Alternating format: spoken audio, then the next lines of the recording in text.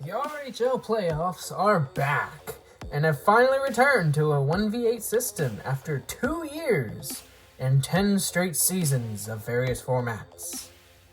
Truly, this is the peak of realistic hockey, where anyone can make a name for themselves and prove their worth after a season of improvement on the brightest stage this game has to offer. That said, it may have been a little underwhelming when it comes to the final results, with Game 7s not even bidding welcome so far. Some teams may have performed above their expectations, while many others are stuck in an endless seat in hell for their failures to click into place. That said, let us hear of the stories from each of these fallen soldiers. Not for an absolutely pathetic Utah team to carry them into the playoffs as the 8th seed, they would have missed altogether. Maybe they should have, considering the waste of 4 days they put up against Vancouver. We might be able to upset while putting up 5 freaking shots and only 3 real ones in Game 3. You sold your one chance to send Game 2 into overtime while coming back from down 5-2 and then just give up. The doubleheader being voided after your assistant captain didn't get permission to even agree, and then losing never even mattered at all. You probably didn't even deserve to be swept. But upsetting Vancouver? Really? Not with Icy being your only consistent forward all damn series. Lazonian was a trash forward and couldn't do anything other than chip into 4 defenders. Who could have seen that coming? Against the league's best defense? It's not like we haven't seen that kind of player be just a burning plastic of plastic forks against a joint before. Or Bacon, Wicked, and Astro Kid pylons? Or just really unlucky matchups? Who cares? Either way, that's another Bacon team that falls flat on their faces the moment they have to actually win some games. Ugh. Did they seriously just waste Icy's coming out party for that? You let Coalstorm and Medita walk all over you. Freaking Coalstorm and Medita. I know that Kevy really wasn't there to play at all, but you also had a rookie goaltender behind you, but you have to do better than that. All you had to do was win a game or 2, and then maybe you can turn it into an actual series. But no, Atitis was genuinely a disgrace to all mobile players everywhere. Moz did everything but put the puck in the net. And while he had mixed results, I guess Vinik played fine. You can't really expect him to become Prime Vin after 1 single season. But even Prime Vin wouldn't have saved this team. Oh my god. The only consistent good things about this team were Luke and Patty. That's saying a lot. You're not even doing much else. Going into next season, we will see how these new players end up improving. And you know what? Hopefully they learn from this experience. Ugh.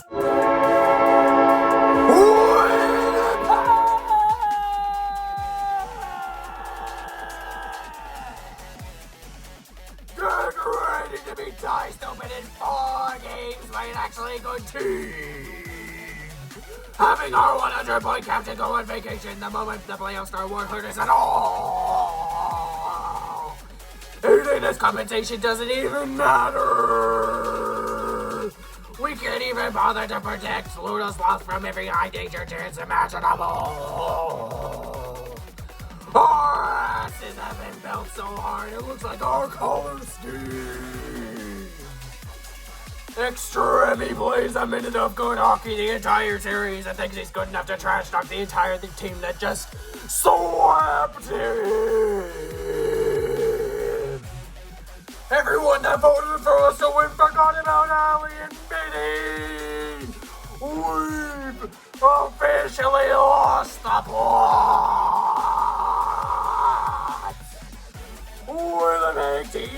never get into the first round. Fly, my Jets! Fly! That's it. I honestly expected more. I mean, it's not hard to when you score 2 damn goals in the whole series. The bar is in the 9th circle of hell. And you brought a shovel. Losing XG for the final 2 games wasn't ideal, and that's understandable. But this? What eldritch god did you piss off by beating Arizona? Did you spill karma itself's coffee all over it or something? Like, how do you do worse than the Dallas Stars, the 8th seed? You managed to get up 42 shots in the entire series. This wasn't even a series. You put up 33 in just game 2 against Arizona. The Whalers had every opportunity to go after better offensive targets, such as Leafmore. But this is where they chose to go, and now this is where they lay. Whale hunted.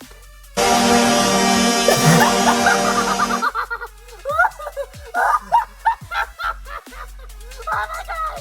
That happened again! It's finally happened again!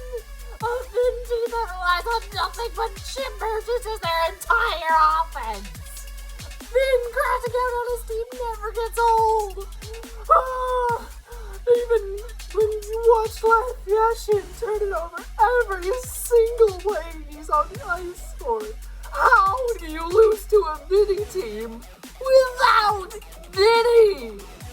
You deserve to lose this series just for that atrocious Game 4 alone.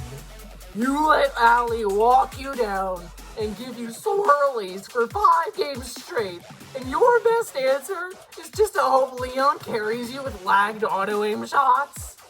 Jesus Christ!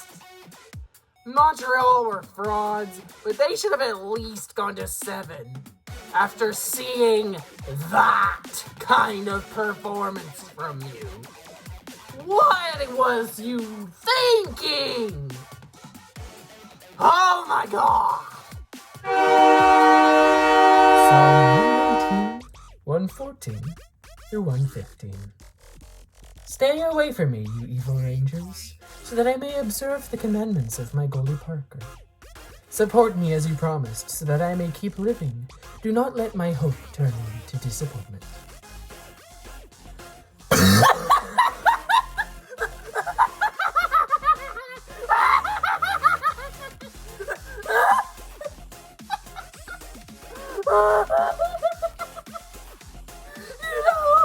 Something tells me that you didn't deserve to be the 2nd seed. Play everything holy, the house were frauds and all the Parkers. They managed to get a 2-0 series lead, and then just completely crumble under the weight of any actual offense. And even with almighty Parker showing for a few games, they had no answers for, let me check my notes, Leon! Yes, Leon! And here I was making fun of Arizona for getting turned into a chicken skewer by a forward duo of Cole and Medina. But you were the 1st seed until the penultimate game of the regular season. And yet you couldn't even slow down Leon dry.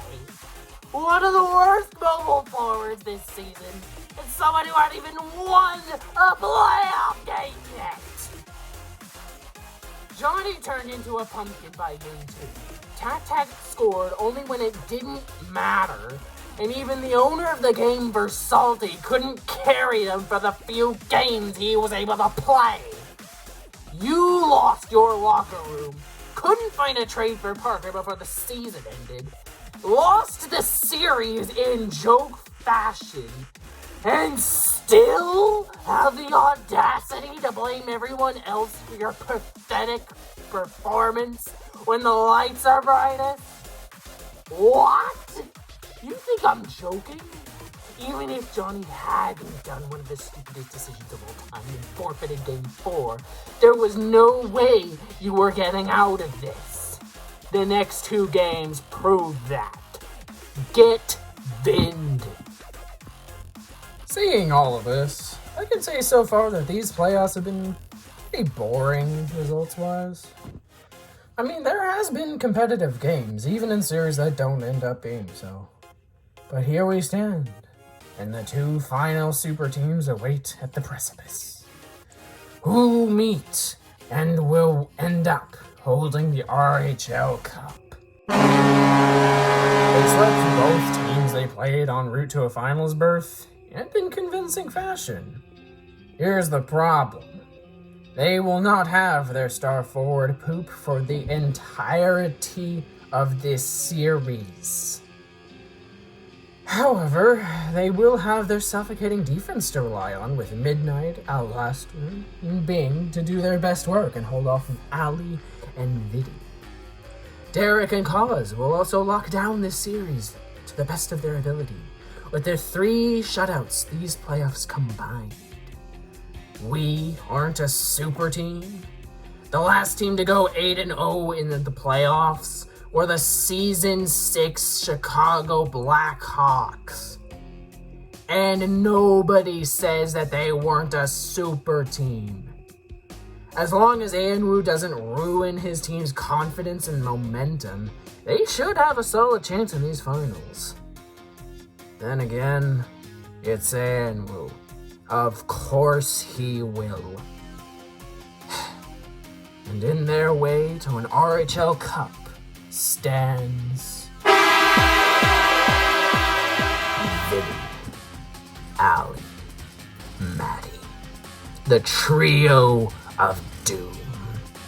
The Oilers pulled off the biggest trade in RHL history to acquire Vidi, and now the Oilers face the very team that threw him away.